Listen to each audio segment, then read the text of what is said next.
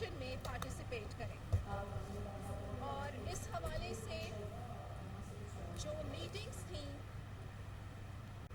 ہمارے جتنے بھی ہیڈز اور ریپرزینٹیٹیوز ہیں پولیٹیکل پارٹیز کے, ان سے میٹنگز بھی ہوئی, اور ضابطۂ اخلاق کے حوالے سے کہ اس پہ مکمل عمل درآمد کو یقینی بنایا جائے, اور maximum participation of the public جو ہے ان الیکشن اسے بھی یقینی بنایا جائے. اس کے ساتھ ساتھ کچھ علاقے ایسے بھی ہیں جسے حساس قرار دیا گیا ہے, اور اس میں 3 کیٹیگریز میں ان علاقوں کو ڈیوائڈ کیا گیا ہے: ویری سینسٹیو, سینسٹیو اور نارمل. تمام ڈسٹرکٹس میں ہنگامی صورتحال سے نمٹنے کے لیے تیاریاں جو ہیں وہ مکمل کر لی گئی ہیں. تمام ڈسٹرکٹس کے کمشنرز اور ڈپٹی کمشنرز کے ساتھ کوڈ آف کنڈکٹ پر اجلاس جو ہیں وہ ہو چکے ہیں. اس کے ساتھ ساتھ ڈسٹرکٹ انٹیلیجنس کوآرڈینیشن کمیٹی اور ڈسٹرکٹ تھریٹ اسسمنٹ کمیٹیز جو ہیں ان کے بھی اجلاس ہو چکے ہیں.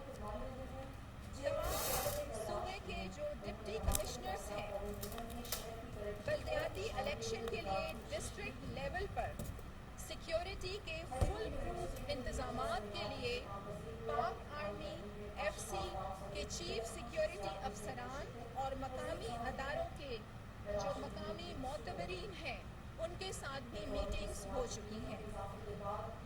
تمام پولنگ اسٹیشنز کی جیو ٹیگنگ مکمل کر لی گئی ہے.